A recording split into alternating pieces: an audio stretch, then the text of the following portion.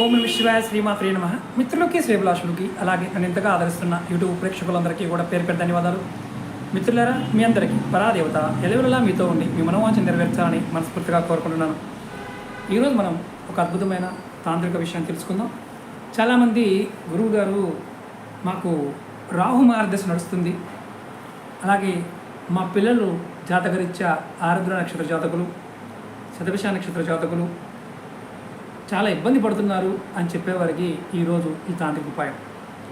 ఈ ఉపాయాన్ని ఆరుద్ర, శతభిష నక్షత్రం వారు, అలాగే రాహు మహర్దశ నడుస్తున్న వారు ఈ ఉపాయాన్ని చేయవచ్చు. అంటే జాతకరీత్యా వారికి ఈ గ్రహస్థితి వల్ల ఇబ్బందులు ఎదురవుతున్నప్పుడు ఖచ్చితంగా ప్రయత్నం చేయవలసిన పరిహారం ఏం చేయాలి అంటే, చెడు ఫలితాలని బయటపడడానికి, చెడు ఫలితాల నుండి సమస్యలు తగ్గించుకోవడానికి ఈ పరిహారం. ముందుగా మీరు ఈ ఉపాయానికి ఒక తేనె సీస, చిన్న తేనె సీస తప్పించుకోండి. అది కూడా ఏదైనా ఒక ఆదివారం నాడు. అలాగే ఆదివారం నాడే అదే రోజు మీరు ఉత్తర దిశగా పారిన గురిగింజ చెట్టు వేరు, నేను చూపిస్తాను. గురిగింజలు ఇలా ఉంటాయి చూడండి, అలాగా ఉన్నాయి కదా. ఇది గురిగింజ చెట్టు వేరు. ఈ గురిగింజ చెట్టు వేరు చూడండి, పాములు, రెండు పాములు మెలకి వేసుకున్నట్టుగా ఉంటాయి చూడండి. ఇది చూసారా, ఇది వేరు. ఇది రెండు పాములు మెలక వేసుకున్నట్టుగా ఉంటుంది. ఇది కేరళలో విశేషమైన తంత్రానికి వాడతారు. ఇలా వేరు దొరుకుతుంది. ఎక్కడైనా గురిగింజ చెట్లు ఉన్న దగ్గర మీరు వేరు సేకరించండి. నేను సేకరించిన వేరు మీకు చూపిస్తున్నాను. ఇది చూడండి, వేరు ఎలా ఉంది, రెండు పాములు కలబడినట్టుగా ఉంది. ఇది సంపాదించాలి. సంపాదించి ఏం చేయాలంటే, ఇది కూడా సూర్యోదయానికి పూర్వమే, అంటే సూర్యుడు ఉదయించడానికి ముందు తెల్లవారుజామున ఇది సేకరించుకోవాలి.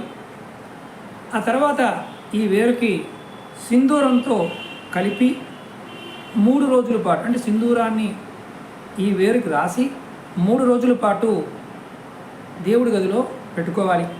తర్వాత మనం ముందుగా తేనె సీసా అని చెప్పుకున్నాం కదా, ఇప్పుడు ఈ తేనె సీసా కూడా దేవుడి దగ్గర పెట్టుంచాలి. మీరు ఈ 3 రోజులు మీ ఇష్టదైవం పూజ అయిపోయిన తర్వాత ఈ వేరుని చిన్న మొక్క తీసుకొని తేనె సీసాలో ఉంచి, మీరు పవిత్రమైన స్థలం, అంటే మీ ఇంట్లో రెగ్యులర్గా టచ్ చేయకుండా ఉండే ప్రదేశాలు, పూజా మందిరంలో కానీ అలమరలో కానీ టచ్ చేయకుండా ఉన్న ప్రదేశాలు ఎక్కడైనా ఇంట్లో, అక్కడ ఈ సీసాని ఉంచండి. ఇలా చేయటం వల్ల ఫలితం చాలా అద్భుతంగా ఉంటుంది.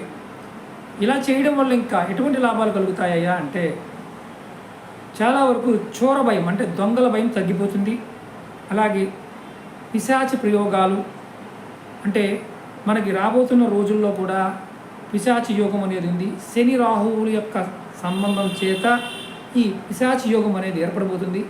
చాలా వరకు రాహు జాతకులు, శని జాతకులు మార్చి 29 తర్వాత కొంత ఇబ్బందులు గురవుతారు. వారు కూడా ఈ వేరుని సంగ్రహించి పెట్టుకోండి. ఇలాంటి బాధల నుండి కూడా మీరు బయటపడతారు.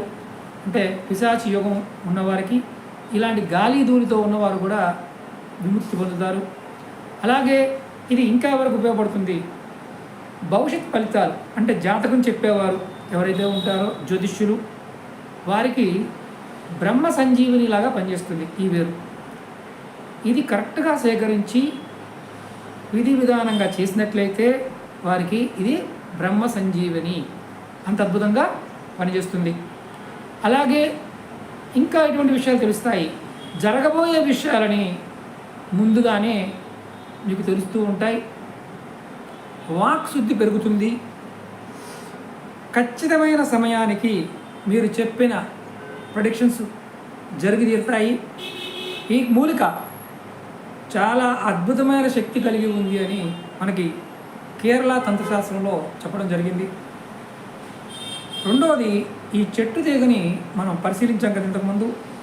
ఈ 2 తీగలు కలిసిన దగ్గర వేరు, ఇది వేరు చూడండి, ఈ వేరు దగ్గరగా చూడండి, మీకు కనిపిస్తుంది 2 పాములు పెనవేసుకున్నట్టుగా ఉంటుందన్నమాట. దీనికి ఆ శక్తి ఉంటుంది కాబట్టే దీనిలో అద్భుతమైన దివ్యశక్తులు ఉన్నాయని శాస్త్రం వచనం. మీరు ఎవరైనా సరే మీ దగ్గరలో దొరికితే ప్రయత్నం చేయండి. మరి ఇది ఎప్పుడు తీసుకోవాలి అనేది కూడా మీకు చెప్పడం జరిగింది నేను. ఇది ఉత్తర దిశ ఉన్న వేరుని మాత్రమే సేకరించాలి. ఇది కూడా గుర్తుంచుకోండి. ఉత్తరం వైపుగా ఉన్నది మాత్రమే సేకరించాలి. అంటే ఎటుపడితే అటు ఉన్నది మాత్రం తీసుకోవద్దు. అలాగే ఆదివారం నాడు ఇది తీసుకోవాలి. ప్రయత్నం చేయండి, మంచి ఫలితాన్ని ఖచ్చితంగా పొందుతారు. ఎందుకంటే ఇది అరుదైనది కాబట్టి చాలా కష్టంతో కూడుకున్న విషయం.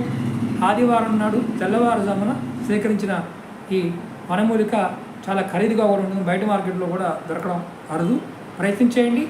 ఇందుట్లో తెల్లటిగా ఉన్న గురిగింజలదైనా పర్వాలేదు, నలుపు గురిగింజలదైనా పర్వాలేదు. అడవిలో ఉండాలి, మనుషులు తిరిగిన ప్రదేశంలో మాత్రమే సేకరించండి. నర్సరీలో ఉన్న వాటిని ఎటువంటి ఫలితాన్ని ఇవ్వదని గుర్తుంచుకోండి. ఓకే మిత్రులారా, మీకు ఈ వీడియో నచ్చినట్లయితే లైక్ చేయండి, ఛానల్ని సబ్స్క్రైబ్ చేసుకోండి, పక్కనే ఉన్న గంట సింబల్ని యాక్టివేట్ చేసుకొని ఈ వీడియోని 10 మంది మిత్రులకి షేర్ చేయండి. ఓం నమః శివాయ, శ్రీమాత్రే నమః.